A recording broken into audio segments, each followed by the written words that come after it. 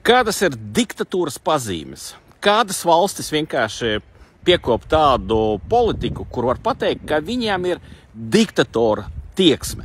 Es varu pateikt valstis, kurās liek cietumā žurnālistus.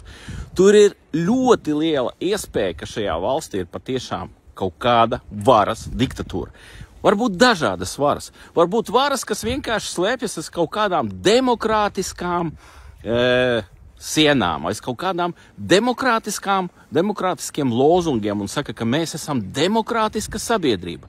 Bet kāpēc tajā sabiedrībā ārestē un vienkārši nenokā aizved uz cietumu žurnālistu? Es uzskatu, ka Latvijā šodien notiek demokrātijas pārkāpumi. Un tie cilvēki, kas patiešām grib, lai mēs veidotu pareizu, cilvēkiem patīkamu un demokrātisku valsti, mēs nevaram sēdēt vienkārši tagad klusiņām un domāt, izlaidīs Lato Lapsu vai neizlaidīs.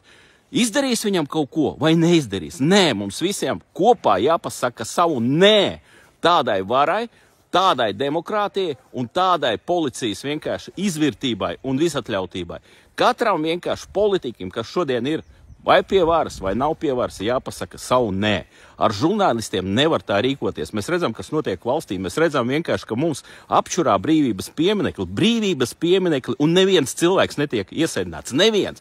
Visiem ir tas piedots. Bet ja cilvēks raksta to, ko viņš raksta, tas ir viņa viedoklis, viņam ir jābūt brīvai vienkārši domu izpausmē. Un mēs nevaram pieļaut to, ka tagad mums valstī ieviesīs kaut kādu cenzūru, kā to grib Rebaltika un pārējās tur organizācijas, kas viņām ir pieklupušas klāt. Tāpēc, mani mīļie dārgie, visi kopā mēs tikai varam sadodies rokās un dot pretsparu šai uz šodien dienu nepareizai rīcībai saistībā ar Lato Lapsu, un padomājiet paši, visi jūs varat būt rīt nākamie, pie kuriem var atnākt, kurus var arestēt, kurus var vienkārši tādā veidā morāli spīdzināt, un nevar to pieļaut. Mēs neesam noziedznieki, mēs esam cilvēki, kas izsaka savus viedokļus, tā skaitā arī es un daudzi citi mūsu valstī.